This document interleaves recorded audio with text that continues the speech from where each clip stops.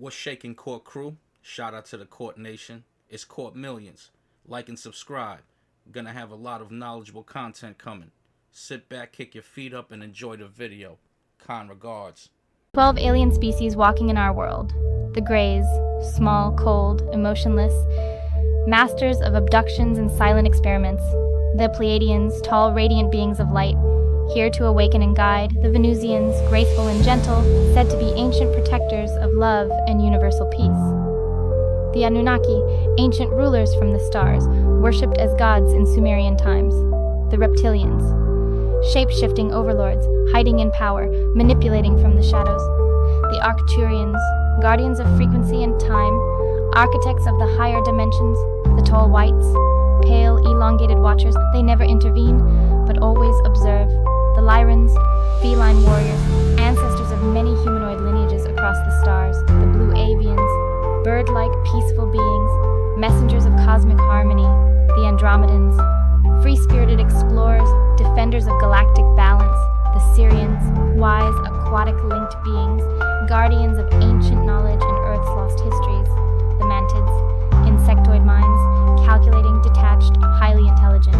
Which one do you feel the most? What's being said is, there is basically a civilization living beyond the wall in Antarctica. And there's only a special group of people that knows about this, and it's only a special group of people that can go there. They're also saying that there's a group of people there that look exactly like you and me. No, really, like you and me, like our doppelgangers. And for whatever reason, the people there age different. They also said there's another group of people there, different beings, a different race, along with animals we've never seen before. And not only are the animals different, the water there is different.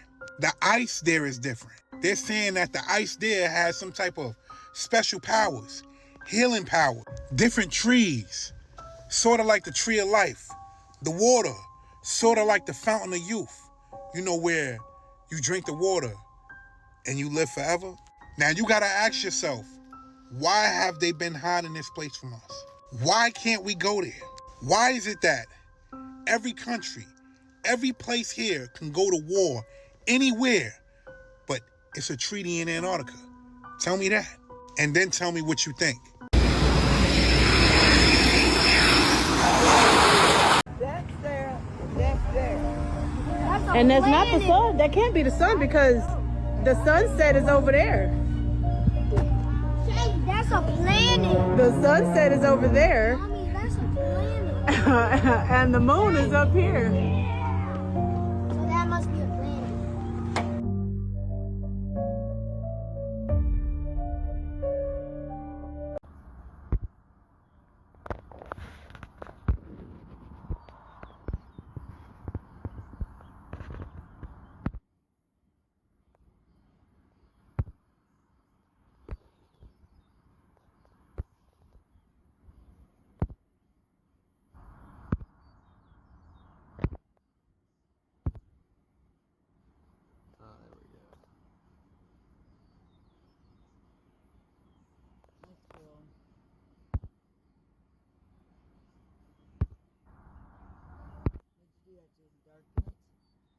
Keep moving the focus around.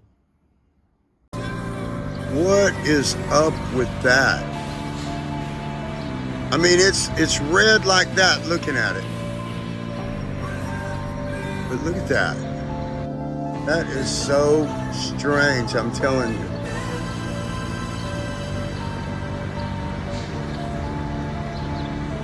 I've never seen that. That's crazy.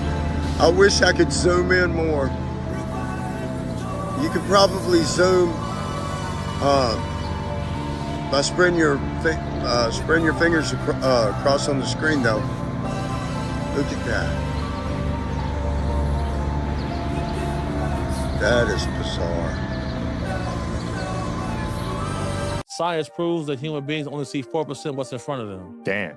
What happens when we can see 10% what's in front of us? Would we be in fear? This is the same reason why if you take your Tesla down to the local cemetery and you sit there with your barometric camera on, you're gonna see human beings walking around on that camera that you can't see with your own visual perception. Why is that? What is that about? Why do scientists come out and say that the afterlife takes a place in another dimension? Which I think for sure. Why is that? I've seen people dying. I looked at people's faces when they was checking out. They looking past me, they looking past you. Whatever they looking at is not what we thinking. It's like that thing that happened in the Vietnam War where they had that special dye on their glasses and they're seeing monsters that was there and then they take them off and they're not there. Really? I didn't know about that. That's crazy. It's a certain dye that they actually banned in America. Oh, was that Agent Orange or was that something else? No, it's something else. It was a dye that they used to color the lenses on night vision goggles. They went from a red spectrum to the current spectrum that we on now, which is green, grays, and white. When they was using the red spectrum, soldiers complained that they seen monsters.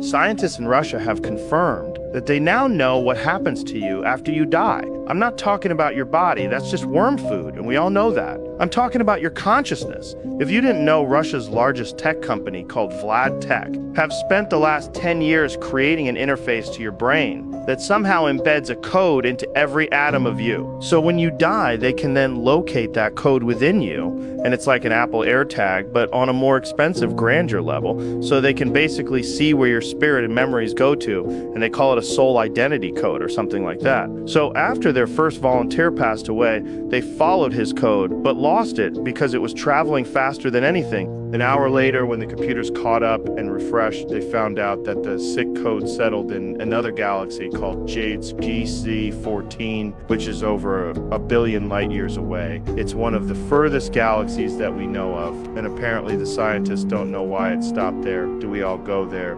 You know what's it doing there? So you are telling me there are time travel portals in Antarctica? Yeah, so not portals, a rift, a tear in time itself. It doesn't behave like a normal portal. It pulls people in, then spits them out somewhere else in history. The Nazis found it first in the 1930s, buried deep under the ice. They sent a team in, and for weeks, nothing. And then some of them came back, but they weren't the same. One soldier was decades older, another was missing an eye, but reports say he never lost it in the first place. They spoke of seeing cities that don't exist yet, and ruins of civilizations that never should have been. That's why the Antarctic Treaty was signed in 1959. They told the world it was about peaceful research, but really, it was to keep people out. Every satellite image of the region is redacted.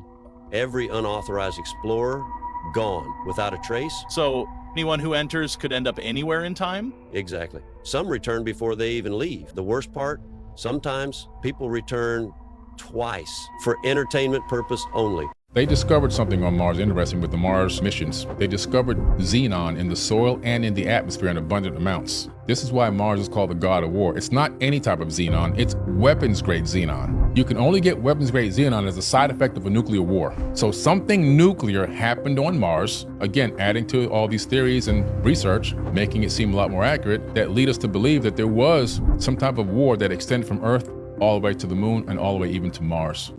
As they're going towards the moon, one of the astronauts, I believe it was Buzz, says, he calls back to Houston and says, there's something outside our window. Where's our boosters? Well, they had been gone a long time ago, but he was trying to give them a hint there was something following them to the moon. So they saw an actual object, a technological object, following them to the moon, but they got too nervous. This is many interviews you can pull up online, where they were just too afraid to announce what it was because they didn't want to get the mission canceled and abort it and have to come all the way back home. But it followed them there.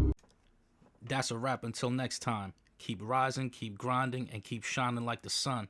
Every ending is a new beginning. I gave y'all that fire, now go light up the world.